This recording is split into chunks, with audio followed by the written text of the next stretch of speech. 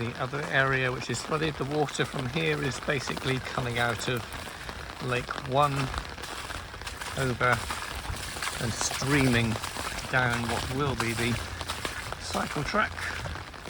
because again the lake is higher than the surrounding lands, desperately needed to shorten the banks of the lakes, and the easiest way to do that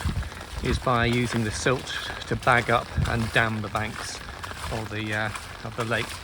shoring them up and stopping this area from flooding and running like a stream.